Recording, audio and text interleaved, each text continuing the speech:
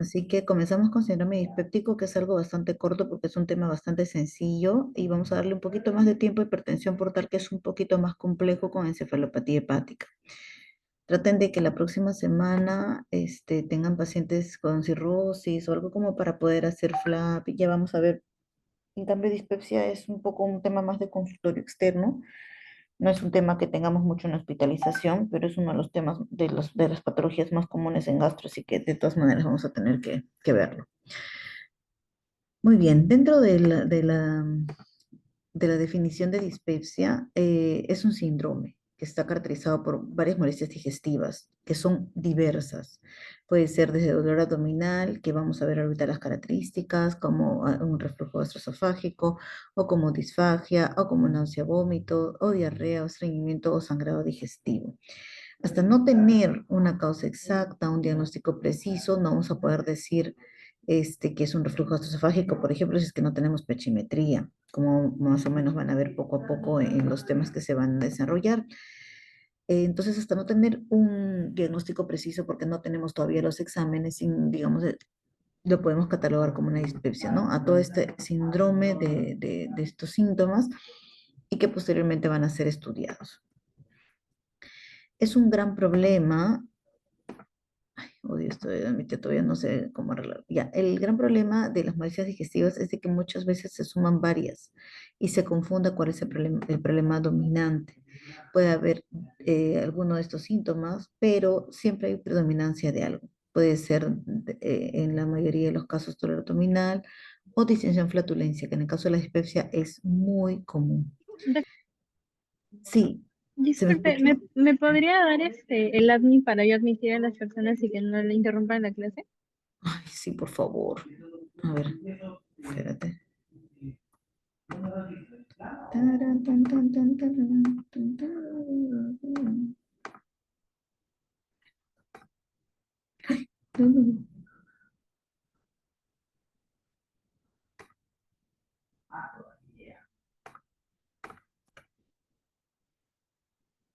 Ay, ¿a quién le doy A mi el... doctora, Es que no, no, Romina Díaz, Romina Díaz Burgos.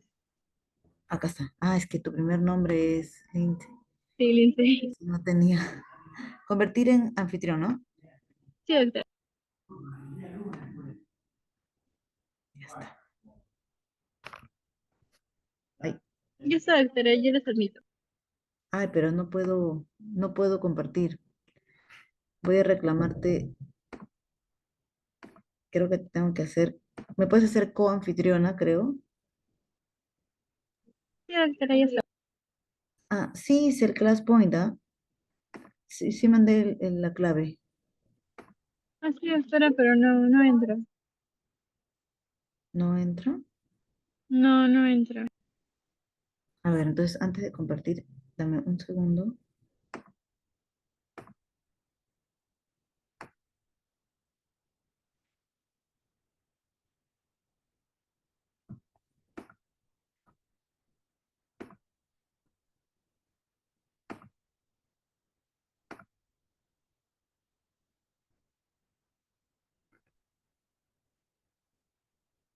Mm,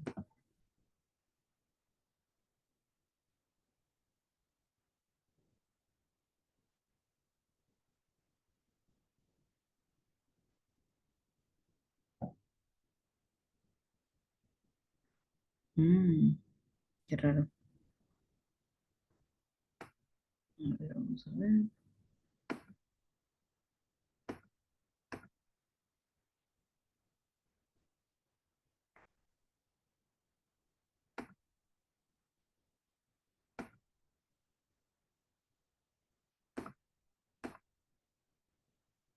Before the adding control. Ya, a ver, vamos a cerrar aquí ese botón de slide, play del-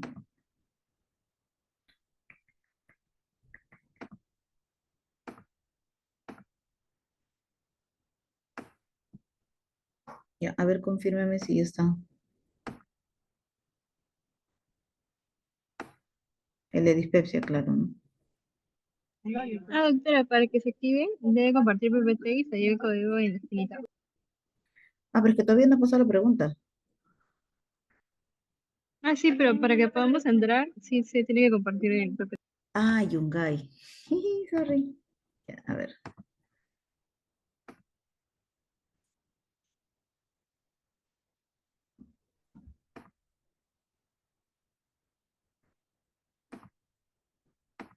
Otra vez tengo esto. Ya, a ver, me confirman.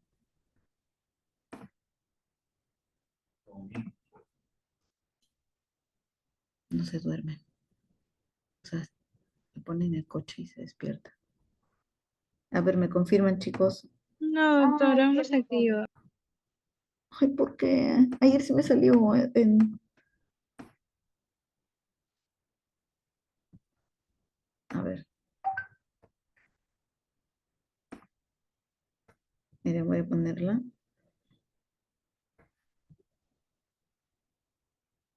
Esta es. Y se queda ahí. Ah, doctora, no, no lo sale con el código de dispepsia. ¿No está el código de dispepsia? No me deja escribirlo. A ver.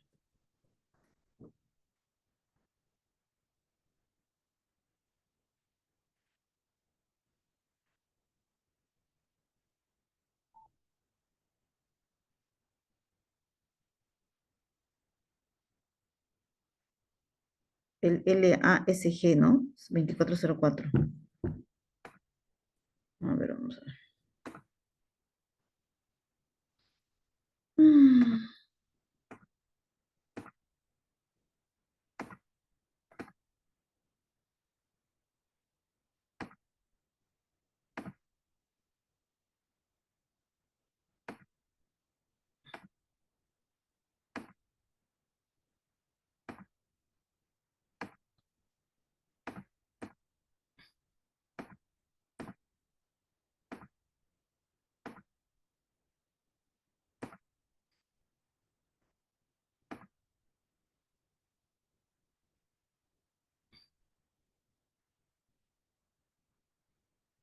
Ah, ¿será que lo puse para el otro? Ay, pueden intentar con la otra del HTP, a ver, con el LRGL 1811. De repente ahí me quinceé y lo puse al revés. No sé, pienso yo.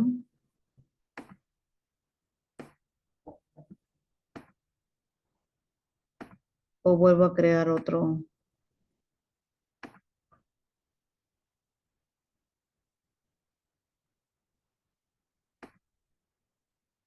Sí, sí dio, ¿no? Ya, entonces, ¿sí podemos avanzar ya?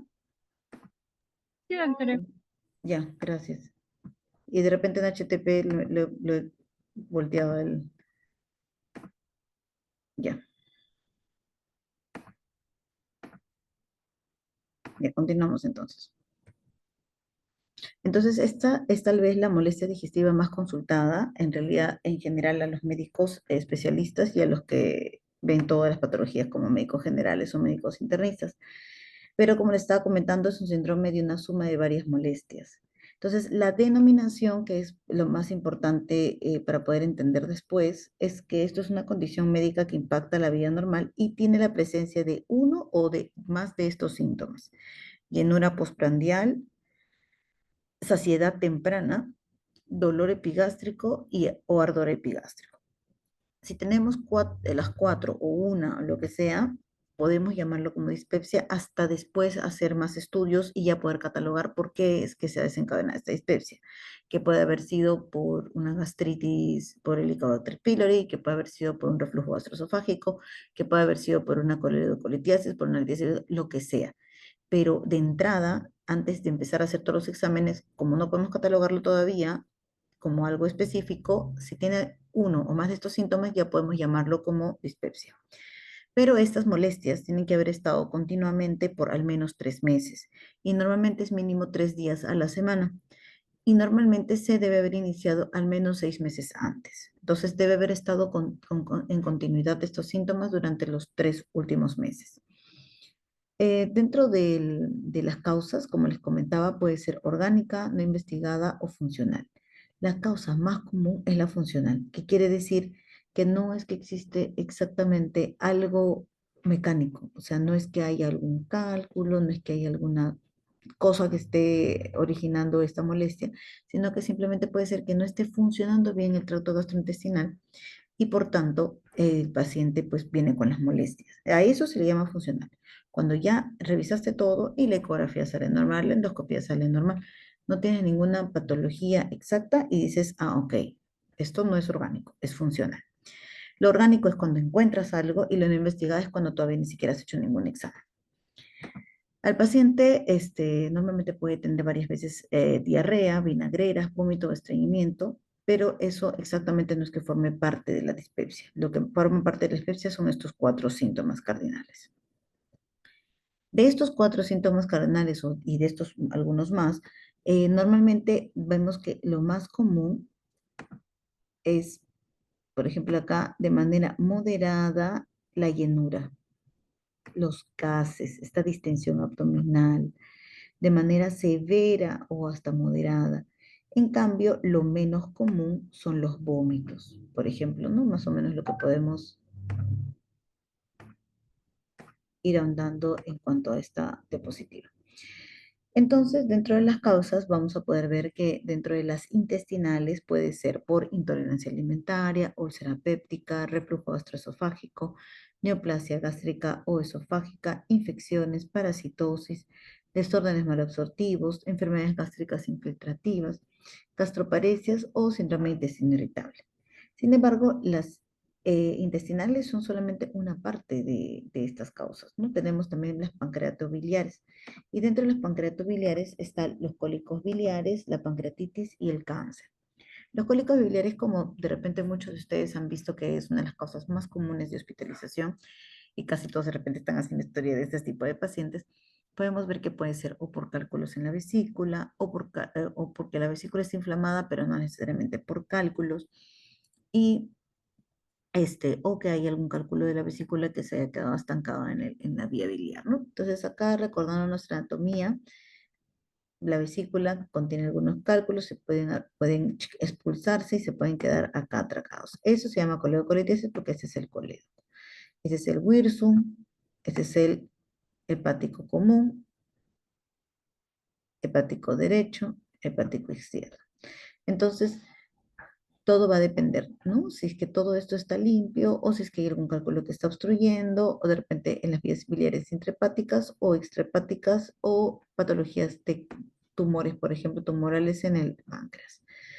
O simplemente la pancreatitis, que es la inflamación del mismo órgano, pero que normalmente se da también porque hubo un cálculo acá que se quedó impactado y por retro hizo que no salieran las enzimas y por tanto se autodigiere el páncreas y produce el fenómeno. El cáncer pancreático también es por una tumoración que puede estar comprimiendo. Dentro de las otras causas tenemos también las medicamentosas, las sistémicas y, como les dije, el gran grupo de funcional, que es cuando no encuentras nada de lo anterior. Dentro de las medicamentosas pueden estar desencadenados por alcohol, por los AINES, por algunos antibióticos, por digitálicos, hierro, potasio, diuréticos de asa o inhibidores de IECA. Dentro de las sistémicas también son enfermedades sistémicas, como dice su nombre, ya sea por diabetes, por enfermedad tiroidea, hiperparatiroidismo, insuficiencia adrenal, enfermedades del colágeno, insuficiencia renal y es que la gestación, la misma gestación también te puede causar dispepsia por el peso, por lo que está comprimiendo el feto de otros órganos, isquemia cardíaca y hasta insuficiencia cardíaca congestiva. Hay que reconocer los signos de alarma, porque los signos de alarma son los que nos van a decir, este paciente necesita algún examen más invasivo y este paciente no, porque la dispepsia se puede dar a cualquier edad. Y si vamos a poder determinar si es que quienes van a necesitar, por ejemplo, endoscopía o colonoscopía o solamente alguna ecografía, que es algo menos invasivo, tenemos que tener en cuenta esto. Pacientes mayores de 50 años siempre, siempre tenemos que ser mal pensados. ¿Por qué? Porque digamos que en nuestro medio el cáncer de estómago, el cáncer de páncreas, el cáncer de vesícula y todo eso está incrementándose, especialmente de estómago. Entonces, más de 50 años con algún síntoma de dispepsia, si no tiene endoscopía antes, por ejemplo, de frente nosotros le mandamos endoscopía. No importa que no tenga ni anemia ni algún otro síntoma ni baja de peso, simplemente por tener más de 50 años ya es un punto para ser más invasivos. La baja de peso también, tampoco tiene que ser un síndrome consultivo extremadamente severo, pero sí tenemos que ser, pues, señor, ¿y usted es ciego? Mire, sí, no he hecho dieta y he bajado de peso. Ok, entonces hay que tomarlo con bastante astucia. Anemia, también en los casos en los que el paciente pues no tenga, por ejemplo, en mujeres no tenga alguna otra causa de pérdidas de sangre como la regla, hay que ser muy astutos y pensar que de repente hay pérdida por el tracto gastrointestinal. El sangrado digestivo a la cabeza, siempre si hay sangrado digestivo hay que ser súper mal pensados, no pensar que solamente puede ser una úlcera péptica. Análisis de laboratorio alterados, como por ejemplo el Tevenant, que nos va a poder este, dar como resultado si es que hay pérdida de sangre oculta en heces. Y la historia familiar de cáncer u otras enfermedades crónicas. Dentro de la dispepsia funcional, los factores condicionantes, se dice muchas veces que todo comienza del cerebro. Por eso es de que existe la dispepsia funcional, que no es que existe algo orgánico, sino que todo está naciendo por estrés también. Por eso es que se dice que el intestino es el segundo sistema nervioso del cuerpo, ¿no? Es el segundo cerebro. ¿Por qué? Porque todo también está modulado desde ahí. La ansiedad, el estrés activa algunos neurotransmisores, algunos ácidos biliares, algunos iones, y eso va a causar una hipersensibilidad visceral, un reflujo gastroesofágico, inflamación gástrica o inflamación duodenal, así como distribuciones anormales del contenido gástrico, sobredistensión del antro o dismotilidad del intestino. Entonces, dentro de la fisiopatología de la dispepsia son muchos los factores que hay que tener en cuenta. Uno de ellos es el ácido, el otro es la gastritis duodenitis, el otro es el Helicobacter pylori, vaciamiento gástrico morado, acomodación alterada y motilidad. Vamos a ver algunos de ellos un poco someramente porque no es la causa de la exposición, ahondar en esto, pero normalmente siempre tenemos que pensar, ok, si es que está desencadenada estas dispepsias por algunas comidas copiosas o con mucho ácido, nosotros tenemos que decir, esta dispepsia normalmente puede ser o no por hipersecretores de ácido, porque no son todos los dispépticos hipersecretores de ácido. Por eso es de que, digamos que no todos le dicen, sí, no, no puedes comer naranja, no puedes comer pera, no puedes comer fresa, no puedes, porque te puede. No necesariamente. Su producción normalmente puede ser similar a la población general. Y el control del ácido, ya sea neutralizándolo, inhibiéndolo, bloqueándole, no va a modificar la sintomatología. Claro que sí hay un grupo de dispépticos a los cuales el ácido sí se presenta una asociación entre la presencia de los síntomas. Y en este caso, la persistencia exagerada de este ácido en el bulbo duodenal va a aumentar la mecanosensibilidad duodenal. Esto afecta la motilidad antro, duodeno y ayuno y resulta la presencia de síntomas de dispepsia. Entonces, no todos los pacientes son iguales. La estructura histológica del estómago es la que también nos va a ayudar a comprender esto, porque existen, la mucosa, las glándulas fúngicas o gástricas y diferentes tipos de células, ¿no? Y dentro de estas células, algunas más bien son las que producen moco, que son los que nos van a ayudar un poquito a proteger, pero si es que esto está alterado, obviamente esta hiposecreción no nos va a ayudar. Entonces, interdigestivamente o digestivamente, tenemos un ritmo circadiano y normalmente va a haber una mayor producción de ácido a la medianoche y una menor producción a las 7 de la mañana. Y normalmente, por eso es de que eso tiene mucho que ver con la toma de las pastillas, ¿no? Porque normalmente si es que tenemos que la causa de aumento de acidez va a tener que ver con la sintomatología, los inhibidores de bomba de protones son los que nos van a ayudar a mejorar. ¿Qué estímulos hay? El neuroendocrino, vagal, el paracrino y el endocrino. Los mensajeros los tienen ahí, que es el acetilcolina, la histamina y la gastrina. Y también hay inhibidores, como en la parte de endocrino, que es la célula D. Y los mensajeros van a ser la somatostatina y la prostaglandina. La gastritis y la adenitis van a ser uno de los hallazgos más significativos histológicamente que nos van a demostrar que hay una inflamación. Entonces, lamentablemente no vamos a poder llegar a ese diagnóstico sin endoscopía. Sin embargo, no todos los pacientes con dispepsia es que tenemos que echarle la culpa al helicobacter o echarle la culpa a una gastritis. Y no todos los pacientes con gastritis o con helicobacter o con alguna úlcera péptica van a tener los síntomas de dispepsia. Entonces, puede que haya una asociación en la inflamación, pero no siempre. En todos los pacientes se va a ver esto. El Helicobacter pylori tiene una acción inflamatoria y gastrolesiva, así que si es que siempre se encuentra, entonces siempre y cuando se encuentre, se tiene que tratar. La experiencia terapéutica de la eliminación de esta bacteria sin desaparición de los síntomas dispépticos aleja que el rol del Helicobacter sea protagónico en esta dispepsia funcional. O sea, puede ser que tenga la dispepsia funcional por otro motivo, o sea, digamos, no orgánico, y que también tenga la bacteria. Mata la bacteria y la paciente sigue con las mismas molestias. Entonces, no le vas a echar la culpa a la bacteria por las causas de la molestia porque no mejoró. El vaciamiento gástrico demorado está presente en el 25-40% de las personas con dispepsia. Ellos van a presentar este retardo en el vaciamiento gástrico. Y por eso es de que comen y se sienten plenos, se sienten llenos. Eso se asocia a la presencia de síntomas como una sensación de llenura e inclusive hasta llegan al vómito. En los pacientes con dispepsia funcional, el alimento se acumula en el antro, quedando el fondo mal acomodado. Por eso es de que se le llama acomodación alterada. Estos pacientes presentan síntomas como la saciedad temprana y hasta pueden presentar baja de peso. La motilidad antroduodenal y de ayuno alterada se debe porque, bueno, un grupo de dispépticos presenta hipomotilidad antral, hipermotilidad yeyunal y un patrón de motilidad retardada duodenal. No hay alteración muscular específica ni síntomas relacionados específicamente a esta patología. Solamente quiere decir que no está funcionando bien, ¿no? Hay una hipomotilidad en algunas partes del estómago y una hipermotilidad un poquito más adelante, en el intestino delgado. También está regida por la sensibilidad aumentada de los nutrientes. La historia de los síntomas dispépticos relacionados a la ingesta de alimentos es conocida. Me fui a comer un ceviche y empezó la molestia. Claro, esto es un gatillante, pero que tampoco le podemos echar la culpa que el ceviche le causa la dispepsia. Simplemente que ha incrementado los síntomas o ha gatillado los síntomas. Entonces, hay estudios que han encontrado que la grasa en el lumen duodenal produce distensión gástrica secundaria a una acción de la colecistoquinina.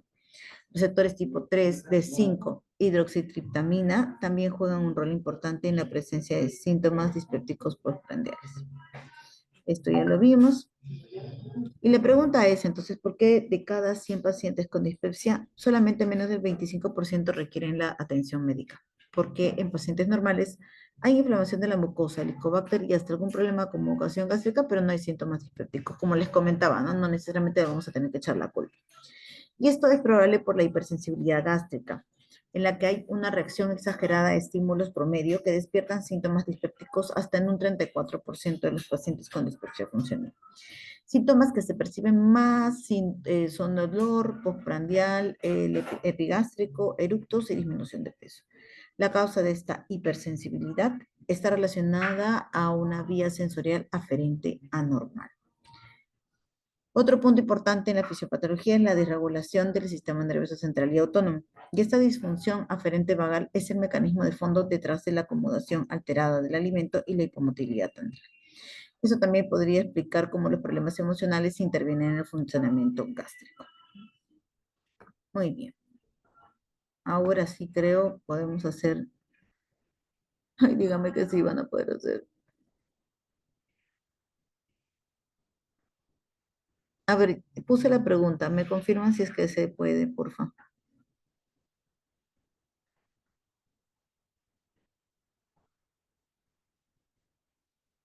Porque acá no me sale.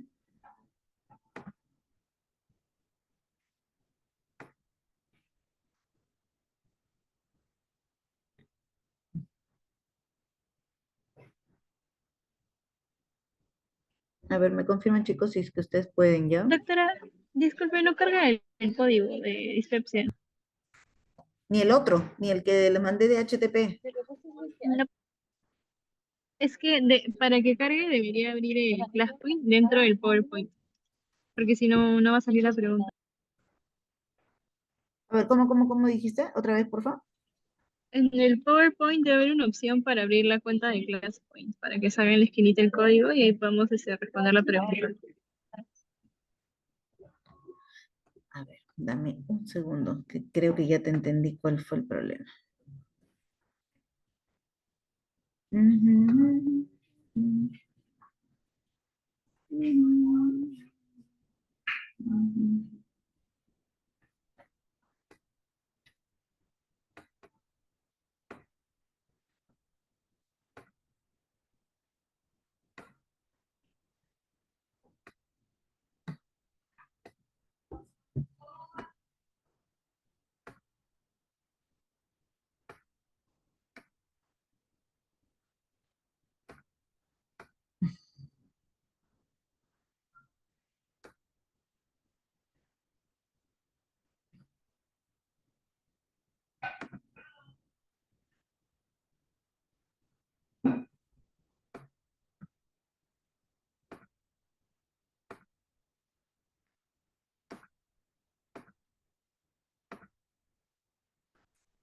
Yo que pensé que ya estaba todo esto.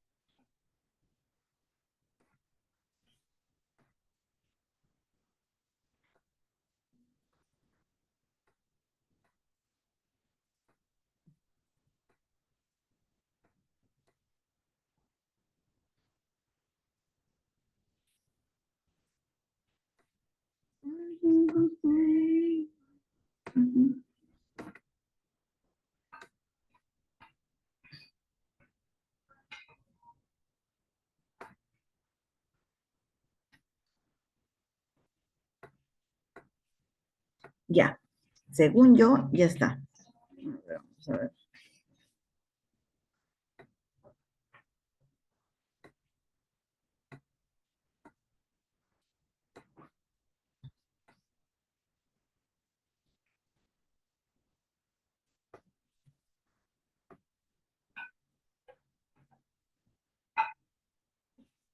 Ay, no,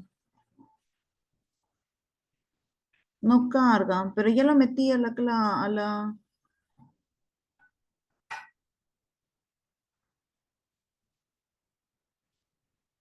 Doctora, en algunos casos, los doctores lo que hacían era mandar un Ford para la asistencia. ¿O les parece que como la siguiente clase también la dicto yo, la de hipertensión portal la duplicamos? Sí, doctora, por favor, porque a las 6:30 Sí, también hay doctora. revisión de... Ya, listo. Porque como la siguiente también, como les comentaba, ¿no? Esta es más corta y la siguiente ya es un poquito más complicada. Entonces ya, duplicamos la, yo le digo la otra para duplicar la siguiente. Porque no sé por qué no me sale.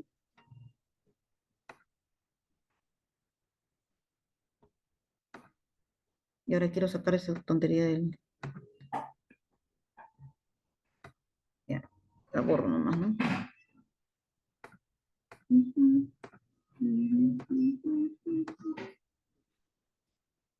Ya, ahora sí. Muy bien. Entonces, ya, continuamos, ¿ya? Entonces ahí fue cuando dijimos, ok, a ver, vamos a ver qué cosa dicen algunos metaanálisis.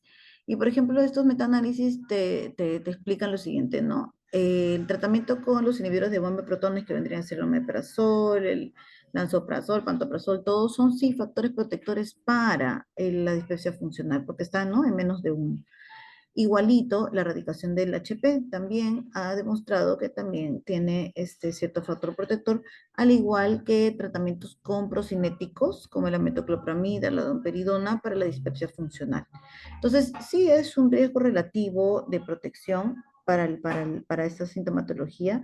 Sin embargo, no siempre vamos a poder echar la culpa a estas patologías que mejore la dispepsia o que empeore la dispepsia. Muy bien, entonces, otros síntomas digestivos que también hemos podido identificar en el síndrome dispéptico son náuseas, vómitos y arcadas. Dentro de las náuseas es una sensación de malestar, asco y deseos de vomitar, y deriva del término nautia, que refiere a molestias al navegar, ¿no? Que es la marea. El vómito ya es la eliminación forzada de contenido gástrico por la boca y deriva del término latino vomere, que significa expulsar o eliminar. Y las arcadas son los mismos eventos vigorosos que ocurren en el vómito, pero sin eliminar el contenido. O sea, es el que viene normalmente previo a los vómitos. El mecanismo del vómito viene por una vía nerviosa, vagal, simpática, activada por un estímulo luminal. Recordemos que el centro está en el cerebro.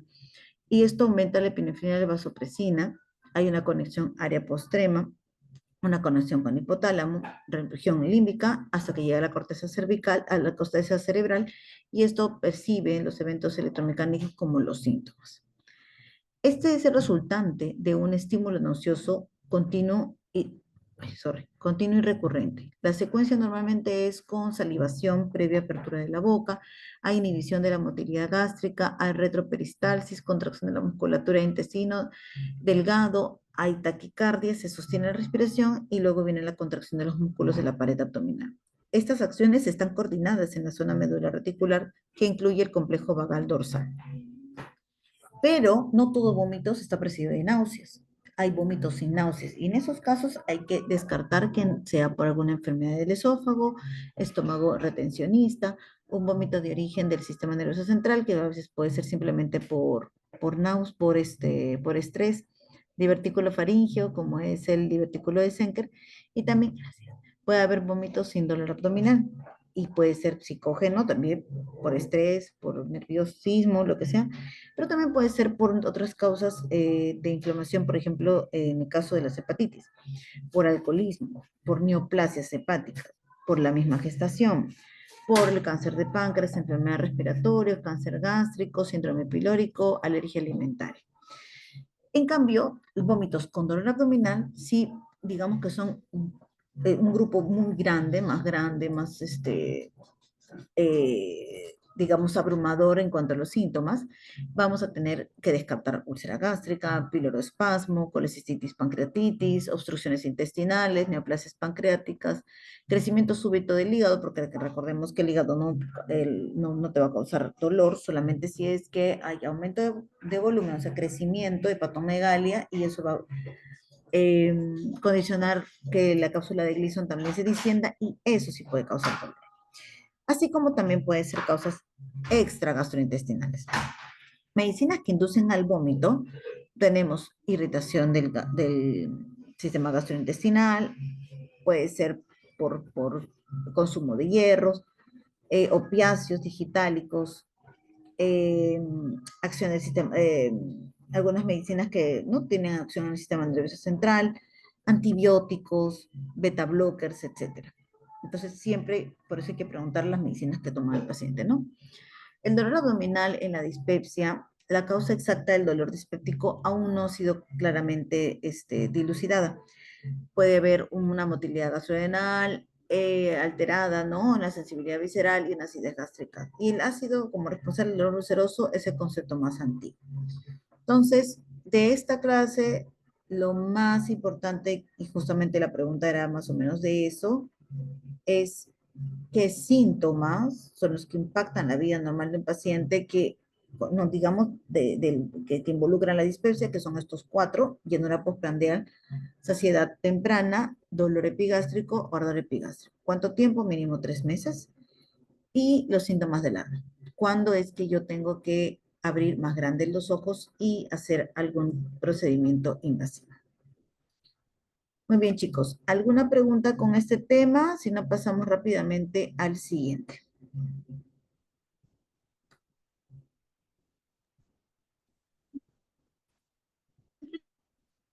Ay, caramba. Sí, te escucho, te escucho. Mientras Una que pregunta, ¿cómo es que el pico se podría hacer? te escucho entrecortado. No sé si soy yo. Preguntaba que cómo la dispepsia se podría asociar con la insuficiencia cardíaca. Lo que pasa es que la insuficiencia cardíaca de por sí también te trae problemas, dependiendo también de qué lado del problema, ¿no? Es derecho. Y eso, no sé si se acuerdan del reflujo hepatoyugular que estaban viendo, la insuficiencia cardíaca derecha normalmente también te da muchos síntomas de, de la zona hepática. Y la zona hepática, al momento de haber ese reflujo, tampoco llega a funcionar bien porque hay éstasis venosa. Entonces, esa estasis venosa ayuda, condiciona a que no digieras bien los alimentos, porque ya de por sí los tramos del mismo hígado no están funcionando bien. Entonces, es más que todo retro, por retro, ¿no? Porque corazón baja, o sea, digamos, dependiendo de cómo lo ves. Y ese reflujo, esa estasis venosa te puede ocasionar dispepsia también. Muchas gracias. Listo. Muy bien. Ojalá que el otro sí esté funcionando bien. Eso, ustedes creo que antes de que comience la clase lo pueden ver, ¿no? ¿El hipertensión portal sí está funcionando? Lo pongo ya. A ver si es que todo está bien.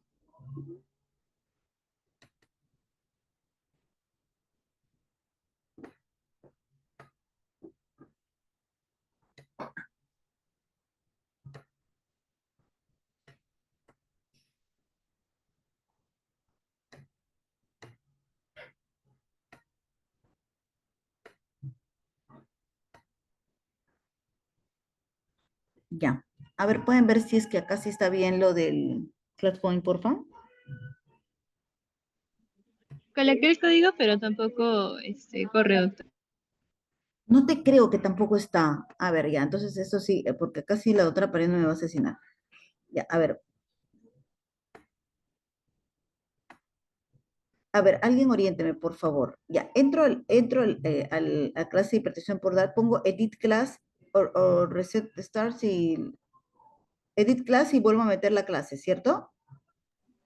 Sí, doctora, tiene que abrir dentro del PowerPoint su cuenta del ClassPoint para que sea la que está proyectando la pantalla y así podamos responder la pregunta cuando lo coloque en el PPT. De repente no lo aperturé bien. Ya, a ver, save. Pero sí lo tengo abierto. A ver, te lo voy a mostrar para ver si está bien, ¿ya?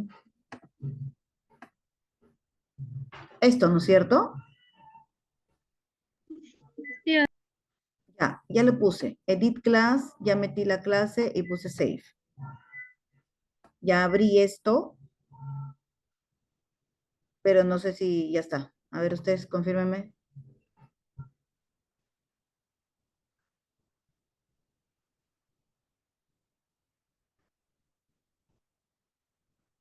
No, doctora, todavía no se puede. Ya, ¿y ahora qué hago entonces? Lo saco. ¿Delete? No. disculpe, abrió su cuenta de ClassPoint en el PowerPoint porque arribita sale para abrir la cuenta del Class ¿Dónde? A ver en acá. en el PowerPoint. Acá estoy en el PowerPoint. Doctora, solo vemos el Google. No sé si puede compartir toda la pantalla para que se vean todas las ventanas que se van abriendo. Ya. A ver, dejar de Por, compartir. para enviármela. Compartir. Pantalla, documentos, solo contenido como fondo por encima del hombro, compartir. Toda la Ah, pantalla. Acá arriba, ¿no? Ya lo emociono. Ya, ¿eso? Ya. ¿Ahora sí lo ven? Y ahora se ve todo. Vaya Ya. al PowerPoint. Ya voy al PowerPoint. Dice ClassPoint. Ese. Ajá. Y acá dice Ignore Class Point. Ah, sí estás. Sí, Ok, pues vamos a no, ver. porque acá es esto, Vamos a compartir esto. pantalla completa. Está compartiendo pantalla. Pero completa, pantalla completa. Abajo hay como una presentación en el mismo PowerPoint. Ya, quiere que ponga la presentación. Ya, Ajá. Generalmente se pone así. ya, a ver. Y así. No sé, doctora. No sé. ¿Funcionó? No. No, doctora. Maldita sea. And you love me. Ya, a ver. Estas son las que están, y se lo mando como asistencia. ¿Qué cosa? O sea, yo armo un Excel para ponerlo como asistencia, por si no. Ah, ya. Ok. A ver, HTTP. Vuelvo a entrar. RGL 13. ¿Todo bien?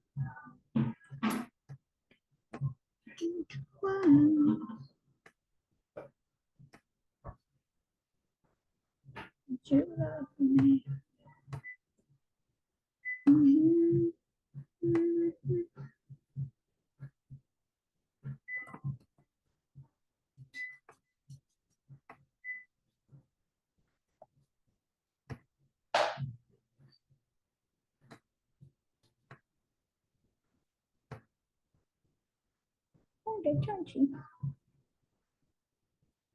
Ya, a ver, lo volví a crear. Ya, si con eso no funciona, ya hacemos lo que comentan del Excel. Ya,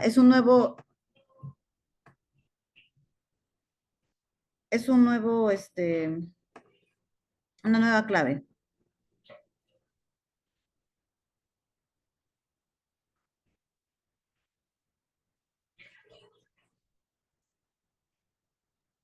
Doctor, disculpe, ¿podría compartir en pantalla completa el PPT para ver si se activa el código? No, no se activa, doctora. Ah, pero ¿por qué? Si acá está el semi-form. Ya, no importa. Ya armamos el Excel, Romy, ¿no? Porfa. Sí, doctora, ahorita. O sea, no es la primera vez que tienen ese problema. La verdad, en varias clases, doctor. Ah, ya, no me siento tan mal entonces. Ya, ok. Comenzamos entonces hipertensión portal, ¿les parece? Sí, doctor. Ya. Lo primero que tenemos que tener en la cabeza es que la hipertensión portal no es lo mismo que cirrosis, ¿ya? A veces se confunden un poquito las terminologías porque dice que la causa más frecuente de hipertensión portal o cirrosis, completamente de acuerdo. Pero no significa que todo paciente que tiene hipertensión tiene cirrosis y tampoco significa que todo cirrótico va a tener síntomas o signos de hipertensión portal de entrada. Sí va a tener hipertensión portal en más del 90% de los casos, porque por definición, justo vamos a ver ahora, pero hay casos excepcionales que no. ¿Ya? Entonces, no confundamos esos términos. Esta hipertensión portal es el conjunto de los síntomas y signos que aparecen como resultado de la elevación de la presión del sistema venoso portal. Es un aumento patológico. Entonces, obviamente, si es un aumento patológico, tenemos que saber hasta cuánto es lo normal. Y lo normal es hasta 5. En realidad, lo normal es 3 y más de 5 ya significa que hay hipertensión portal. Y por ley de Ohm, presión que es igual a flujo por resistencia, vamos a poder ver que cuál es la causa más común de hipertensión portal, la cirrosis hepática. ¿Por qué? Porque vamos a tener un componente fijo y un componente dinámico que nos va digamos, a condicionar este aumento de la resistencia. Este componente fijo es la disrupción de la arquitectura hepática y el componente dinámico es la alteración de la vasodilatación intrahepática. La vasodilatación disminuida va a llevarse por la disminución del óxido nitroso y la vasoconstricción aumentada va a llevarse por el aumento de la endotelina 1.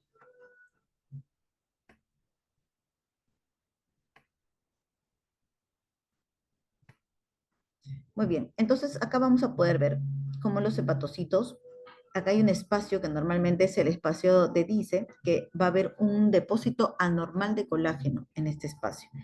Y este depósito anormal de colágeno es el que nos va a conllevar a la cirrosis hepática. Primero fibrosis y luego cirrosis. Entonces, recordemos un poquito de anatomía. El aporte sanguíneo del hígado se va a llevar 70% de veces por la vena porta y 30% por la arteria hepática. El drenaje sanguíneo va a estar dirigido por la vena hepática derecha e izquierda con un flujo de más o menos de 1.300 a 1.500 mililitros por minuto. Y el aporte de oxígeno va a estar 50% dado por la arteria hepática y 50% dado por la vena porta. ¿Cómo es que se produce la vena porta? Por la unión de la mesentérica superior y de la esplénica. Y una colateralcita por acá, que es la mesentérica inferior. Por eso es de que muchas veces vamos a poder explicar simplemente con anatomía por qué un aumento de la porta nos va a llevar a un hiperesplenismo. Porque si es que acá hay un aumento de la presión porque no puede entrar el flujo, porque acá está duro, le han cerrado la puerta, va a retroceder y por tanto va a haber un hiperesplenismo. Igual esto va a explicar por qué es que van a aparecer las hemorroides, por qué es que van a aparecer varices gástricas, por qué es que van a aparecer varices esofágicas, etc. Entonces, simplemente con este cuadro anatómico vamos a poder deducir cómo es que se llevan a cabo todas estas sintomatologías y signos. ¿Es lo mismo? Muy bien. Entonces, dentro de los factores hemodinámicos en la fisiopatología de la hipertensión portal, tenemos que el cambio de la presión portal, bueno, la resistencia por el flujo, que ya estábamos conversando, y el aumento de la resistencia vamos a poder ver que puede ser intrahepática portal colateral, y el aumento del flujo va a estar dado por la vasodilatación esplácnica, sistémica y la hipervolemia. Y ambos van a conllevar a un aumento de la presión portal. Estas alteraciones funcionales y estructurales que hemos conversado como la del colágeno, van a aumentar la resistencia intrahepática. Por tanto, eso va a condicionar hipertensión portal, van a haber unas colaterales portosistémicas, y esta hipertensión portal se va a desarrollar por vasodilatación esplática y sistémica, lo cual va a desarrollar un ciclo vicioso por incremento del flujo venoso. También va a haber una hipotensión arterial por una hipovolemia efectiva, activación de los sistemas vasoactivos, hipervolemia, retención, y esto va a aumentar también el flujo venoso portal y por tanto va a ser un círculo vicioso. Pero nosotros, literalmente, no vamos a verlo de entrada, una hipertensión portal, cuando al comienzo, sino ya lo vamos a ver cuando tiene síntomas. Lamentablemente, la mayoría está acá en una hipertensión portal subclínica, porque no la detectamos a tiempo. Ya cuando llega a una hipertensión, o sea, una gradiente de la vena hepática superior a 10, esta presión mayor a 10 es que va a condicionar a que sea una hipertensión significativa. Y más de 12 es cuando ya, por ejemplo, tenemos hasta un sangrado varicial. Más de 10 tenemos la aparición de varices y más de 12 sangrado varicial. Ya con una presión muchísimo mayor vamos a tener los cuadros de ascitis y, como les estaba comentando, los cuadros de hemorragia por las causas de hipertensión portal. Esta es la circulación colateral. Vamos a tener dos tipos, digamos, bastante claros. Uno, que es el tipo portal, que es el más conocido como cabeza de medusa, porque como ven hay un centro y se parece a una medusa. Y en cambio, la circulación cava va a ser más longitudinal, ¿no? Desde la zona inferior hasta la parte superior, pero más recto, más longitudinal. En cambio, recordemos que la cabeza de medusa o la hipertensión portal va a ser central en cabeza de medusa. La complicación secundaria de la hipertensión portal, vamos a tener las no hemorrágicas y las hemorrágicas, y esto es clínica pura. Dentro de las no hemorrágicas está la ascitis, que muy bien hemos visto en las clases anteriores y que de hecho han empezado ya a examinar algunos pacientes, espero, con ascitis, o ya van a revisarlos de repente la próxima semana. Vamos a poder identificar si hay una ascitis refractaria, una síndrome patronal, una peritonitis materna espontánea, que no es la causa de la clase. Ya en medicina vamos a ver la denominación exacta de qué cosa es una ascitis refractaria y qué cosa es un síndrome patronal y cuáles son los criterios para una peritonitis materna espontánea. Pero de que sepan de que puede existir estas complicaciones, ya con eso estoy contenta. Otro de los temas que vamos a ver a continuación de esta clase es la encefalopatía hepática, que está insertada también en el sílabo. Y dentro de las hemorrágicas estamos, que ya sea por hemorragia de varices esofágicas, varices gástricas o gastropatía hipertensiva, siendo la más común de estas las esofágicas y las gástricas. Entonces vamos a tener un poquito más de lo que ya habíamos conversado. El incremento de la presión en los capilares peritoneales nos va a dar ascitis, los cortocircuitos shunt portosistémicos, un desarrollo de colaterales, una intoxicación amoniacal que nos va a dar la encefalopatía hepática que estábamos conversando, Y el desarrollo de colaterales, que es lo que conversábamos, que es como no puede entrar porque la puerta está cerrada por la dureza del hígado, va a retroceder y se van a formar las otras colaterales. Y la esplenomegalia, que normalmente pues es el aumento del volumen del vaso, no es lo mismo que hiperesplenismo, ¿no? La esplenomegalia es lo que anatómicamente nosotros vamos a poder palpar, ver que está más aumentado de tamaño. Sin embargo, el hiperesplenismo es que funciona más. Eso quiere decir que va a haber más pancitopenia. ¿Por qué? Porque el vaso justamente está encargado de empezar a eliminar alguna, como que poner las plaquetas. Entonces, como va a haber mayor flujo, va a empezar a funcionar mucho más, es como que le metas mucho combustible a ese carro, ¿no? Entonces va a empezar a funcionar mucho más fuerte y va a empezar a cambiar más rápidamente la plaquetopenia, entonces empieza a destruirlas y las plaquetas, y por eso es que es muy común tener esta pancitopenia. Muy bien, me gustaría que se queden bien con este cuadro, porque este cuadro resume los tres grandes grupos que tenemos de hipertensión portal. Los tres grandes grupos son poshepática, intrahepática y prehepática. ¿Cuál es la más común de todas estas? Dentro de estas, la intrahepática sinusoidal, porque acá está la cirrosis hepática. 90% de las veces. Por eso les decía, no es lo mismo tener cirrosis hepática que tener hipertensión portal.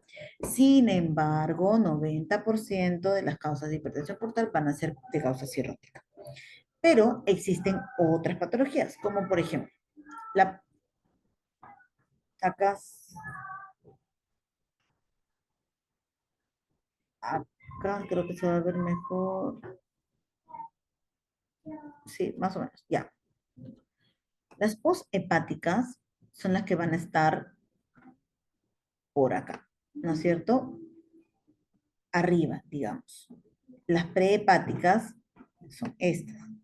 Y las hepáticas son todas las que están acá.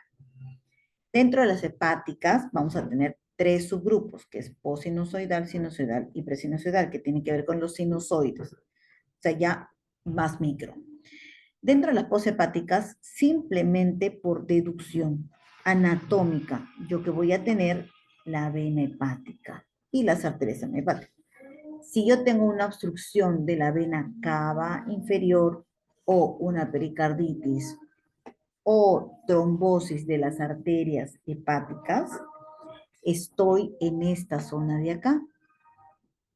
Y en esta zona de acá es lo que vamos a llamar la poshepática. Repito, prehepática, hepática y poshepática. De esto, ¿cuál es lo más común? Justo con la pregunta de la alumna, ¿no?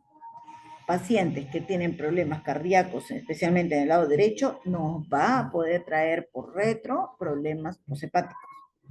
Arriba, porque justamente ahí está la unión, ¿no? El shunt. En cambio, pacientes con problemas sinusoidales es porque el problema está más en el parénquima intrahepático. Y los posinusoidales a la cabeza en la enfermedad veno-oclusiva, que es justamente, veno-oclusiva significa también de la parte venosa, pero muy chiquititos, o sea, dentro del hígado. En cambio, acá estamos viendo venoso, pero ya en rangos mayores como calibre pues de la vena cava, ¿no? Y presinusoidales son un poco menos comunes, pero normalmente está dado por linfomas, sarcoidosis o esquistosomiasis, que es un parásito. La prehepática, facilísimo. ¿Qué tenemos en la prehepática? La vena porta. Entonces, en ese caso, a la cabeza, trombosis de la vena porta. Muchas veces, o antes, digamos, a pacientes neonatos, cuando no tenían dónde encontrarle vena, recanalizaban la vena umbilical. Eso ya está proscrito, ya no se hace. Pero antiguamente, como todavía la tenía medio permeable, recanalizaban la vena umbilical y por ahí infundían cristaloides. Pero una de las complicaciones de esto fue la formación de los trombos justamente en la porta, porque directamente estábamos en la umbilical. Lamentablemente, esto conllevaba a la larga, después de muchos años, la trombosis de la vena porta. Entonces, tenemos cualquier cosa que me pueda obstruir la vena porta en la parte prehepática. Que me pueden obstruir la vena porta, infección umbilical, lo que les comentaba del neonato, una posapendicitis del niño, una poscirugía biliar o una anomalía congénita simplemente de la porta. Y dentro de la trombosis portal puede ser postraumática por deshidratación extrema o también puede ser por enfermedades neoplásicas que estén colindando a eso, que me puedan infiltrar porta o enfermedades que me aumenten la coagulación como policitemia, mielofibrosis y trombocitopenias que me puedan aumentar también la presión de la porta, pero por enfermedades sanguíneas. Dentro de la hepática, que es lo que les comentaba, que es en mayor volumen, en la presinusoidal tenemos lo que ya habíamos visto, y también tenemos un pequeño grupo de enfermedades que es la colangitis biliar primaria, que es enfermedades autoinmunes hepáticas, porque atacan justamente los presinusoides. Y tenemos la parte tóxica, que es por consumo de metales pesados. En la sinusoidal, recordemos que es la más común, que es la cirrosis, y en la postsinusoidal, las enfermedades veno-oclusivas. Y secundarias a pericarditis, pero esto va más en las post-hepáticas. En la postsinusoidal tenemos estas enfermedades veno-oclusivas, pero en micro, como les estaba comentando, y la post-hepática, sí vamos a tener venos oclusivas, pero en mayor calibre, como el síndrome de Budd-Chiari, que es la obstrucción de la vena hepática principal, puede ser, o también secundaria a una pericarditis constrictiva o una insuficiencia cardíaca congestiva. Entonces, ¿cuál va a ser la manifestación de esta hipertensión portal? Como habíamos comentado, no va a poder entrar el flujo, o sea, va a retroceder y va a generar varices esofágicas, varices gástricas o hipertensión portal. Estas varices esofágicas tienen tratamiento que es la ligadura de varices, que básicamente se controla en el 90%, pero tienen una tasa de resangrado del 30%.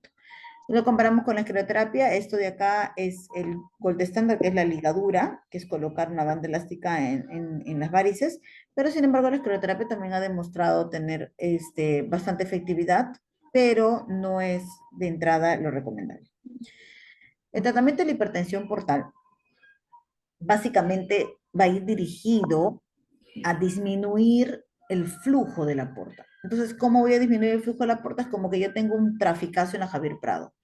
¿Cómo disminuyo el tráfico en la Javier Prado? Abro colaterales, abro shunts, abro otras rutas, ¿no es cierto? Entonces empiezo a abrir las flores, empiezo a abrir la avenida, no sé cómo se llama esa, de San Isidro, los pinos y todo eso.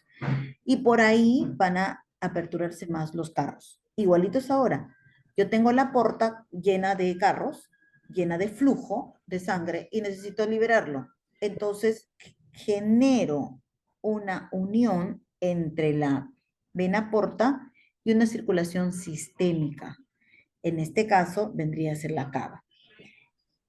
Junto esas dos con un stent y genero un shunt. Ese shunt, por eso se llama porto sistémico, porque estoy juntando la porta con la parte sistémica. Eso tiene un pro, que voy a liberar obviamente el tráfico de la Javier Prado, que vendría a ser la presión de la porta. Sin embargo, voy a llevar todas las, digamos, en este caso, tratando de no ser tan burda con el ejemplo y todo eso, todo el tráfico, toda la contaminación del tráfico, o sea, de los carros, también van a ir a la parte sistémica. En el caso de estos pacientes con hipertensión portal, todas las toxinas que genere también van a ir a la circulación sistémica. No se van a quedar solamente en la porta, ya no va a haber ese mecanismo de detoxificación del hígado, porque el hígado no está funcionando bien normalmente. O si está funcionando bien, pero yo lo estoy pasando directamente las toxinas al tracto, digamos, sistémico, se van a ir también las toxinas por ahí. Entonces, ¿qué es lo que va a generar la encefalopatía hepática? Porque las toxinas van a ir directamente a la cava y por tanto van a ir directamente al cerebro. Entonces, ¿cuáles son las manifestaciones clínicas de hipertensión portal? Básicamente son dos en general. Es la circulación colateral portal, que ya le hemos visto, que es en cabeza de medusa, y las hemorroides. No nos confundamos con los signos de una cirrosis hepática. No es lo mismo, justo lo que les comentaba. Las telangiectasias, que son esas pequeñas lesiones en arañitas en el tórax, rojizas, yo voy a apretar, soltar, y esas arañitas van a desaparecer cuando yo aprieto y cuando yo suelto van a volver a aparecer. Eso es significativo de enfermedades hepáticas.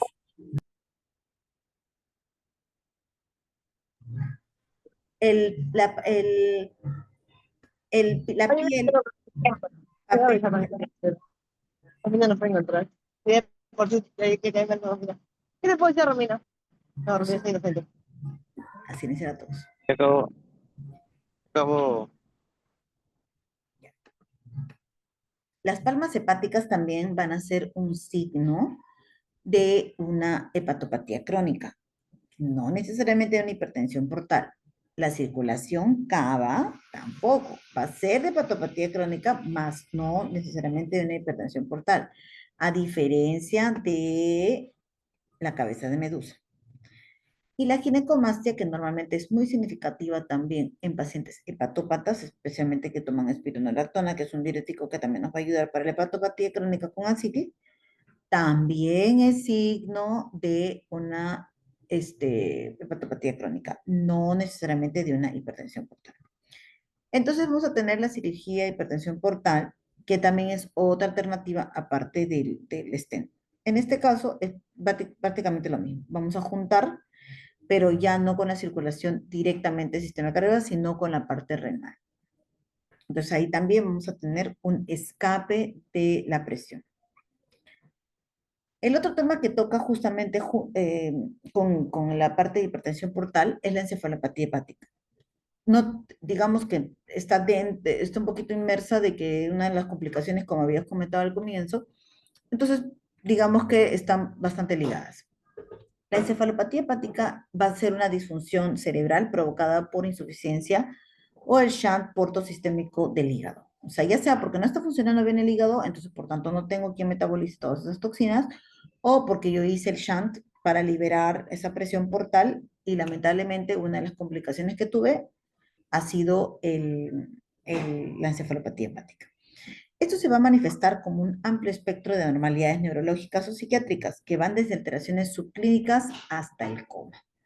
Entonces, no sé si alguno de ustedes habrá visto algún paciente encefalopático que puede ser que uno piense que el paciente ya está moribundo, está en coma, ya este paciente no va a mejorar, y de pronto al día siguiente lo ve súper despierto.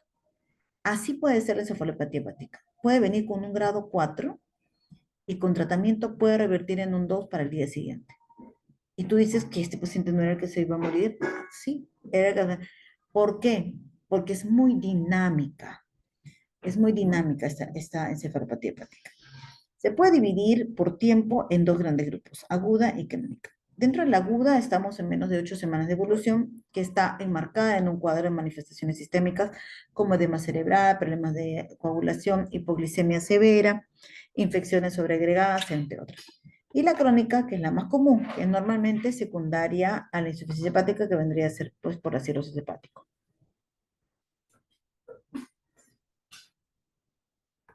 Estos grados de encefalopatía hepática sí se lo tienen que aprender. Es la escala de Westhaven. Esta escala es la más conocida, es la que se usó por mucho tiempo y se sigue usando. Y es clínico.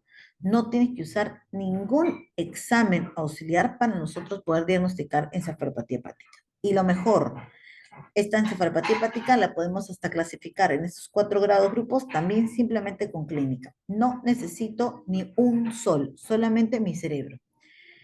El estado de conciencia en el grado 1 puede estar entre hipersomnia, insomnio o hasta solamente una inversión sueño-vigilia, que significa que duerme más de día y que más bien se despierta más de noche. Y puede estar o eufórico o depresivo. Entonces, lamentablemente es un poquito difícil de identificar porque a veces puede estar, entre comillas, muy alegre. Y yo digo, ay, qué bien que esté muy alegre, pero no, puede ser que esté un poco eufórico porque ya está encefalopático. Y que vamos a ver un poquito de tremor metabólico o escritura a mano alterada, que son algunos exámenes que nosotros hacemos en físico. El grado 2 ya voy a tener letargia, ya voy a tener un poco de conducta inapropiada y lo clásico es que voy a tener la asterexis. ¿Qué significa? Yo hago extender la mano al paciente, hiperextiendo, suelto y esto es lo que va a pasar. La asterexis o flapping es esta respuesta que normalmente vamos a ver al paciente que no es común. Tú te haces así, no pasa nada. Le haces así al paciente y solito va a haber esta caída de la manito. Eso es clásico del 2. Si yo les digo que ya tiene asterexis, entonces significa que no es un 1, significa que es mínimo un 2. En el 3 también puede estar, sin embargo, ya va a haber más confusión y yo me animaría a decir que la palabra que ustedes se tienen que acordar es estupor. Es un estupor y acá coma. En el grado 4 se tienen que acordar que ya el paciente está en coma. En cambio, en el grado 3, estupor.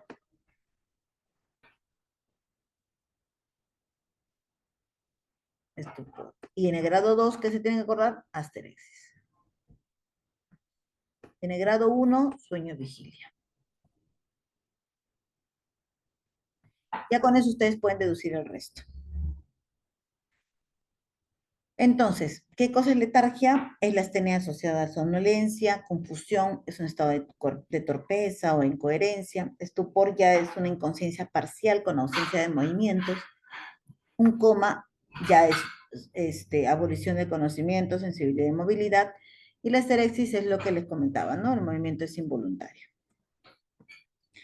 El nistagmus también puede encontrarse, que son espasmos clónicos de los músculos del globo ocular que producen movimiento involuntario, ¿no? Puede ser nistagmus horizontal o vertical, siendo más común horizontal.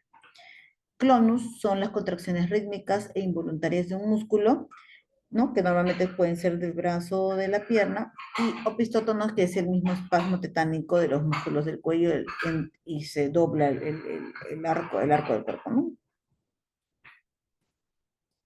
Entonces yo les comentaba, ¿no? Hay estadios iniciales en los cuales yo tengo que hacer algún examen para poder identificar si es que hay alguna alteración cognitiva. Y esto es un test de praxia de construcción de escritura, ¿no? Acá yo le tengo que hacer formar estrellitas, unir las líneas, o acá, por ejemplo, comenzar con el 1, 2, 3, y el paciente tiene que rápidamente empezar a unir. Hay otros test también en aplicativos en los que pongo el nombre de un color, pero con otro color. O sea, por ejemplo, pongo verde, la palabra verde, pero el color va a ser rojo. Entonces yo le digo, tienes que apretar el color que dice. Entonces, el paciente cefalopático va a apretar el color que ve y no va a apretar el color que dice. O sea, tiene esas pequeñas alteraciones. O se va a demorar mucho en pensar. Entonces, ¿qué es lo que ocurre en la cefalopatía hepática crónica? El hígado sintetiza menor cantidad de sustancias necesarias para el funcionamiento normal del cerebro. Y este hígado enfermo que sintetiza normalmente sustancias tóxicas para el cerebro, él falla en depurar las sustancias tóxicas de la circulación portal. Entonces, por estos tres mecanismos es de que hay muchas toxinas circundantes y se van al cerebro directamente. Los cambios en las encefalopatías hepáticas son de inhibición. Las convulsiones asociadas a neuroexcitación no ocurren normalmente en encefalopatía hepática. Así que si yo tengo al paciente que ha convulsionado, tengo que buscar otras causas. Porque siempre a los eróticos, que son la mayoría, ¿no? de pacientes con encefalopatía hepática, ya no, es encefalopatía, y de pronto tiene anisocoria. Eso no es una encefalopatía hepática. De repente el paciente estaba tomando alcohol, se cayó, se formó una hemorragia intracerebral o subdural, qué sé yo, y nadie se dio cuenta. ¿Por qué? Porque catalogaron al pobre cirótico como si fuese una encefalopatía hepática. Entonces, viene convulsionando, no es por una encefalopatía hepática, normalmente. Las neurotoxinas inhibitorias como GABA y glicina, y tenemos también excitatorias como glutamato y aspartato. Entonces, estas toxinas, como a la cabeza el amonio. Sin embargo, el amonio no ha demostrado, pues, o sea, digamos que si es que yo encuentro que hay hiperamonemia, siempre va a haber un encefalopatía. No, solamente se dosa el amonio si que yo tengo alguna duda, porque recordemos que el gold estándar para encefalopatía hepática, el diagnóstico es clínico. No voy a necesitar ningún examen, no voy a necesitar ninguna resonancia, no voy a necesitar ninguna dosaje de amonio. De que se puede hacer, pero no es para diagnóstico, es simplemente para descarte de otras enfermedades. La neurotransmisión GABAérgica, que va a ser, bueno, va a haber un defecto de la depuración hepática de GABA, y los falsos neurotransmisores que van a aumentar la relación aminoácidos aromáticos con los ramificados. Entonces vamos a tener otros factores, la alteración del metabolismo energético cerebral y las neurotoxinas. La barrera hematoencefálica va a estar alterada y eso también va a condicionar esa permeabilidad a que las toxinas entren más, ¿no? Entonces, ¿qué factores son los predisponentes para la encefalopatía hepática? En orden decreciente, que significa que es lo más común, ¿no? Em, Dentro de los episódicos vamos a tener que, por ejemplo, uno de las causas van a ser las infecciones. Pacientes con infección urinaria, infección de la peritonitis metrana espontánea, o cualquier otro tipo de infección puede condicionar a una encefalopatía hepática. O sea, siempre va a haber algún gatillante que me va a hacer que yo me ponga así, ¿no? Una sobredosis de diurético, un sangrado gastrointestinal, alteraciones hidroelectrolíticos, estreñimiento o a veces no se logran identificar. En cambio, las recurrentes normalmente lo más común es que sea alteraciones hidroelectrolíticas, infecciones, estreñimiento y sobredosis de diuréticos. Pero si se dan cuenta, esto es lo mismo solamente que en diferente orden. Es muy común que en cirróticos haya una hiponatremia, lo cual nos puede llevar también a náuseas, apatía, cefalea o hipotensión. Y una intoxicación alcohólica que hasta puede haber como un delirio tremens, que puede haber una hiperactividad, ansiosa, alucinaciones. Ay, Dios mío, esa alucinación está con noche. Qué horror. Ya, bueno, después lo cambio. No sé por qué está tan lento esto. Creo que el mismo ClassPoint me ha hecho que sea más lento. Sí. Muy bien. Y la psicosis funcional también, que son rasgos de personalidad alterada ya previamente. Muy bien. La encefalopatía hepática evidente es la clasificación que hemos dado ahora, ¿no? La encefalopatía hepática 1 de Westhaven 1, 2, 3, 4 es la que se le llama evidente. ¿Por qué? Porque tiene síntomas que yo los puedo ver, por eso se llama así.